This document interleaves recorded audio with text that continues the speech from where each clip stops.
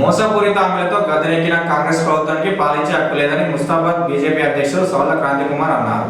6 guarantee పథకాల అమలు చేస్తామని మోసపూరిత హామీలిచ్చి అధికారంలోకి వచ్చి సంవత్సరంన్నర గడుస్తున్నా అమలు చేయడం లేదని ఆయన ఈ సందర్భంగా విమర్శించారు.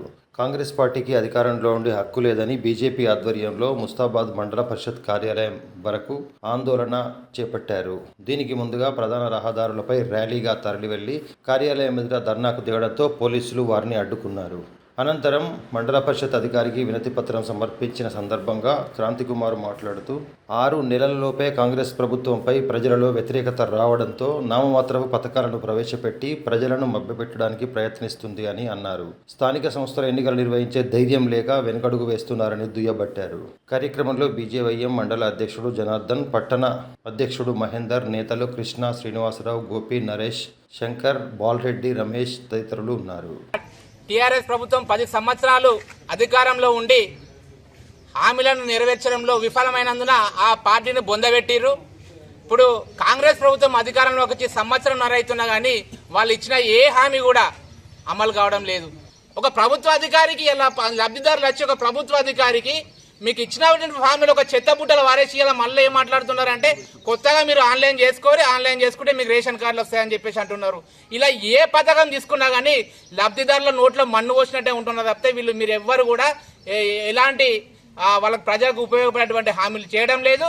అందుకనే మీరు అడ్డగోలు హామీలు ఇచ్చి అధికారంలోకి వచ్చారు కాబట్టి బాజాపగా వాళ్ళకి హామీలు నెరవేర్చుని లేని పక్షంలో మీరు గద్దె దిగి మీరు రాష్ట్ర ప్రభుత్వం మాతో చేతనైతలే అని చెప్పేసి మీరు ప్రభుత్వం డిజాల్వ్ చేయనని చెప్పేసి మేము ముస్తాబాద్ మండల బీజేపీ తరఫున డిమాండ్ చేస్తున్నాను. ముస్తాబాద్ మండల కేంద్రంలో బీజేపీ ఆధ్వర్యంలో నిర్వహించబడ్డ మన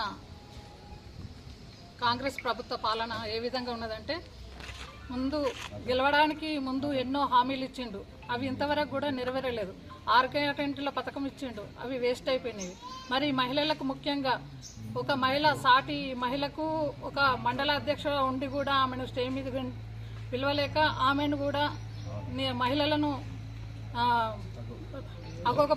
పరుస్తురు. మరియు బస్సులో కూడా అయితే నువ్వు ఎందుకు బస్సు పెట్టినావు, అది వేస్ట్. మరి ఆ బస్సులు ఒకరికొకరు కొట్టుకోవడం తిట్టుకోవడం తప్ప అలివేంది. ఆటోలు కూడా పాపం వాళ్ళు జీవనాభివృద్ధి ఇస్తున్నావు, అది కూడా లేదు. మరి ఇవి ఇట్లాంటి ఎన్నో పథకాలు ఇచ్చుకుంటా నువ్వు గద్దెనెక్కినావు కానీ వెంటనే నువ్వు తక్షణంగా రాజీనామా చేయాలి రేవంత్ రెడ్డి అన్నగారు, విన్నవించుకుంటున్నాం. ఈరోజు రాష్ట్రంలో ఎంతమంది ముఖ్యమంత్రులు ఉన్నారో మాకైతే అర్థమైతలేదు. 8 మంది ముఖ్యమంత్రులని బయటకు కనిపిస్తూ ఉన్నది.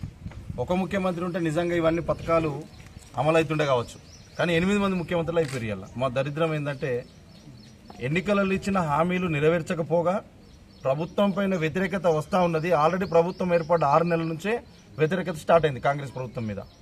ఆ వ్యతిరేకతను చూసుకుంటూ ఒక్కొక్క పథకం బయటకు రిలీజ్ చేస్తున్నారు తప్ప చిత్తశుద్ధితో మీరు ఇచ్చిన మాట ప్రకారం ఏ పథకాన్ని కూడా మీరు అమలు చేసింది లేదు ఇప్పటివరకు.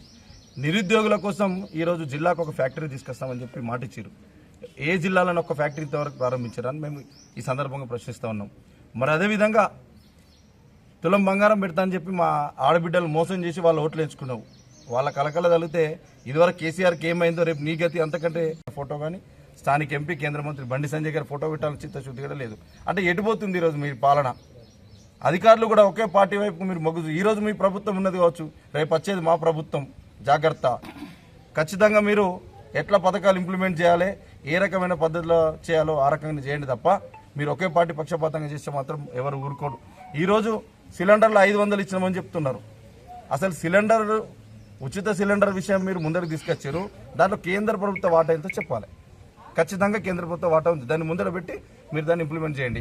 ఒకవైపు సన్న బియ్యం, అసలు FCI food corporation of India సన్న బియ్యం మొత్తం కూడా కేంద్ర ప్రభుత్వమే ఇస్తుంది.